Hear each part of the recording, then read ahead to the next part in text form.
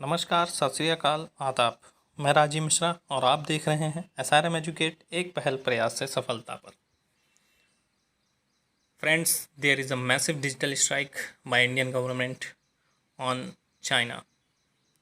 एक बहुत बड़ा डिजिटल स्ट्राइक किया गया है भारत सरकार के द्वारा चाइना पर। जैसा कि भारत और चीन में युद्ध जैसी स्थिति बनी हुई है, तो हिंदू चीनी बाय बाय, भाई भाई की जगह जो बाय बाय का नारा आया है, उसके तहत भारत सरकार ने चाइना की 59 ऐप्स को बैन कर दिया है। तो हम लोग इस वीडियो में जानेंगे कौन कौन सी वो 59 ऐप्स हैं जिसको चाइना ने, भारत सरकार ने बैन किया है, किस अधिकार के तहत बैन किया है, कौन से आर्टिकल के तहत बैन किया है और इससे भारत पर क्या इम्पैक्ट पड़ेगा और इससे चाइना पर क्या इम्पैक्ट पड़ेगा। इस वीडियो में जानेंगे इन सब चीज़ों के बारे में। तो दोस्तों, मैं तो आज बहुत खुश हूँ। आप लोगों को क्या कैसा लग रहा है, कमेंट बॉक्स में मुझे कमेंट करके ज़रूर बताइएगा।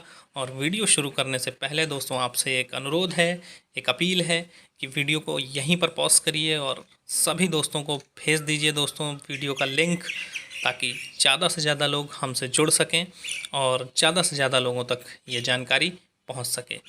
तो आइए शुरू करते हैं आज का वीडियो। जानेंगे क्या है पूरा मामला, किसके तहत भारत सरकार ने ये 59 चाइनीज़ ऐप पर बैन लगा दिया है। सब कुछ, lots of things to know in this video. तो बने रहिएगा दोस्तों अंत तक। आइए शुरू करते हैं। तो लगभग जैसा कि दोस्तों 2 महीनों से चीन हमारे LAC में, लाइन ऑफ एक्चुअल कंट्रोल में, घुसपैठ करने की कोशिश कर रहा है।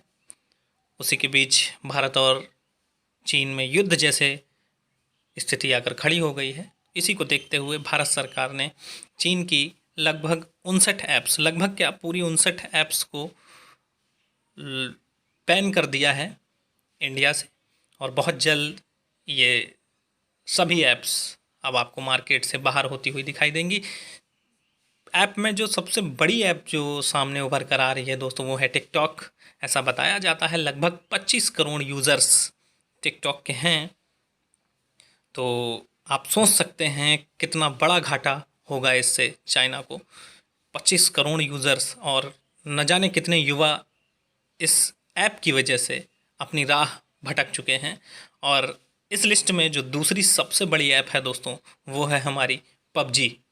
जी हाँ, हो सकता है आपके आसपास भी आपके भाई बंधु, आपके भाई बहन, आपका बेटा, आपका मित्र, आपका यार इस गेम में हमेशा लीन रहता हो।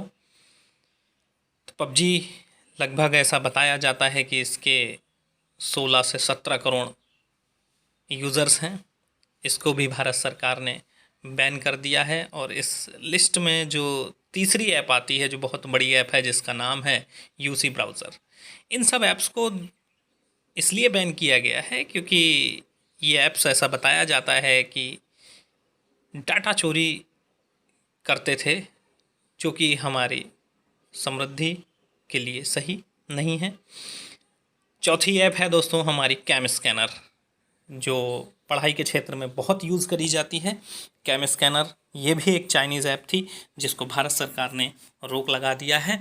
और आइए अब जानते हैं एक एक करके जो बड़ी बड़ी ऐप्स हैं जिनको भारत सरकार ने बैन किया है। जैसे आपका टिकटॉक है, शेयर इट एक बहुत बड़ी ऐप है, Kwai, UC browser, Baidu map, Shein, clash of king, DU battery, Helo, Likee. Helo और लाइकी के लगभग 8 से 10 करोड़ यूज़र्स हैं। YouCam makeup, MI community, CM browser, virus cleaner, Romwe, Club Factory, News Dog, Battery Plus, Viva Video, VI video calls. तो ये ढेर सारी apps हैं दोस्तों। अगर आपको सारी ऐप्स के बारे में जानकारी लेनी हो तो वीडियो को पॉज करके आप ऐप्स की जानकारी ले सकते हैं। दूसरा दोस्तों, अब अगर हम लोग चर्चा करें कि भारत सरकार ने किस एक्ट के तहत ये ऐप्स जो बैन करी हैं वो किसके तहत करी हैं, तो सरकार ने जो 59 चाइनीज़ ऐप बैन करी हैं वो सूचना एवं प्रौद्योगिकी इंफॉर्मेशन टेक्नोलॉजी के अधिनियम की धारा 69A के तहत अपनी शक्तियों का प्रयोग करके इन ऐप्स को बैन किया है।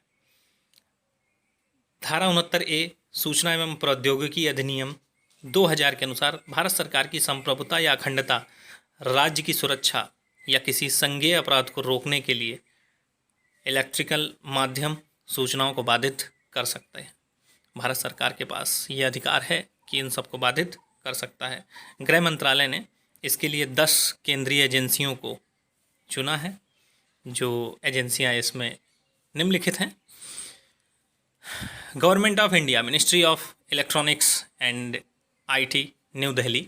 प्रेस रिलीज़ में बताया है इन्होंने कि government bans 59 Chinese app with prejudicial to sovereignty and integrity of India, defence of India, security and public order. भारत की संप्रभुता और अखंडता पर ये ऐप्स वार कर रही थीं, हमारी जो संप्रभुता है उसको तोड़ रही थीं। इस वजह से भारतीय सरकार ने इन सभी ऐप्स को बैन कर दिया। दोस्तों, भारत सरकार के इस स्टेप से मैं तो बहुत खुश हूँ। I am really very very happy for this step of Indian government. और ये इनिशिएट है दोस्तों एक भारत सरकार की तरफ से, जैसा कि हमारे प्रधानमंत्री, माननीय प्रधानमंत्री जी ने अभी कई दिनों से आग्रह कर रहे हैं कि